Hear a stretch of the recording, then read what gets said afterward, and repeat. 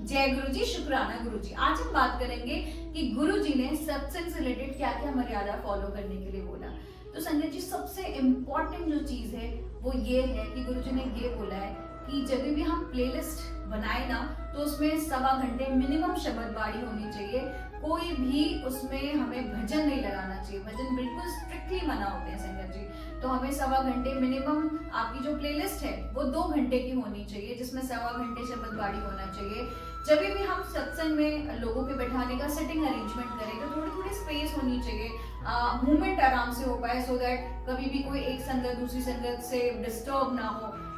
तीसरी बात, जब भी हम सत्संग स्टार्ट करें तो हम पहले ही इंस्ट्रक्शन सारी संगत को दे दें कि उस बीच में आपको फोन कॉल्स यूज करना मना होता है। आपको स्ट्रिक्टली आप फोन रिसीव नहीं कर सकते। आपको अपना फोन स्विच ऑफ मोड में डाल दो, आप एयरप्लेन मोड में डाल दो, बट फोन अलाउड नहीं होता है। कोई भी फोटोग्राफी उस बीच में अलाउड नहीं होती है।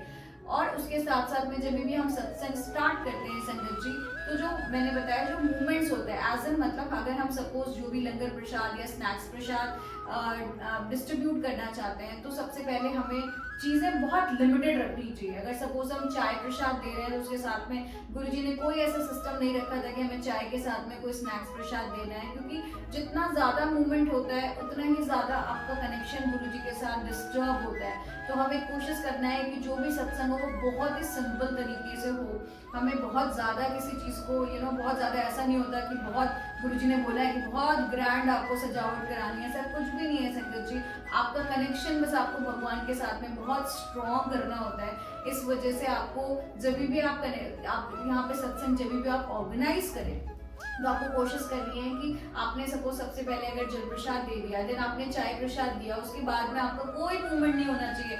वहां पे आपका बिल्कुल पिन ड्रॉप साइलेंस होना चाहिए उस हॉल में, और सारी की सारी संगत सिर्फ और सिर्फ गुरुजी से कनेक्शंस, आपके जो भी आपको वहां पे अमृत वाणी सुनाई दे रही होती है, हमारी शब्द वाणी सुनाई दे रही होती है, बस वो उस चीजों पे हमें फोकस करना चाहिए।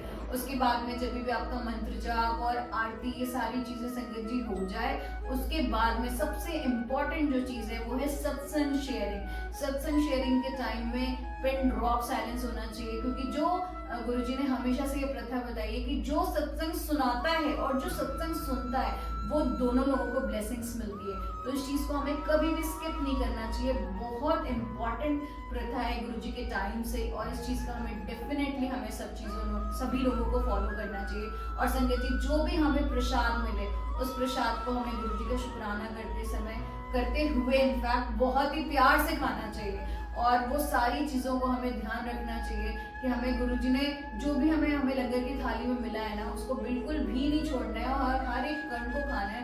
उसी में हमारी पूरी ब्लेसिंग्स होती है। कभी क्या होता है संगत जी की, लोग जाते हैं और अपना जल प्रसाद की बॉटल छोड़ के चले जाते हैं, उसमें थोड़ा थोड़ा जल प्रसाद रहता है। तो इस वजह से हमें पहले ये सारी चीजें बोल देनी होती है कि कोई भी अगर नई संगत है तो भी उसको ये सारे रूल्स फॉलो करने हैं सत्संग में बैठने से पहले। और ये बहुत इंपॉर्टेंट है, इस वजह से हमें पहले ही बोल देना चाहिए जो भी नई पुरानी संगत आए कि अपने जल प्रसाद की बोतल को उसमें थोड़ा थोड़ा जल प्रसाद छोड़ के ना जाए, चाय प्रसाद को पूरा खाएं। लंगर प्रसाद को देते समय कोई ये ना बोले कि हमें इतना चाहिए उतना चाहिए। जो मालिक आपकी थाली में देंगे वो डेफिनेटली आपको उसको खाना ही है, बिकॉज सारी की सारी ब्लेसिंग्स हमारी उसी लंगर प्रसाद में होती है। तो ये सारी चीजें संगत जी हमें फॉलो करना बहुत इंपॉर्टेंट है। जय गुरु जी, शुक्राना गुरु।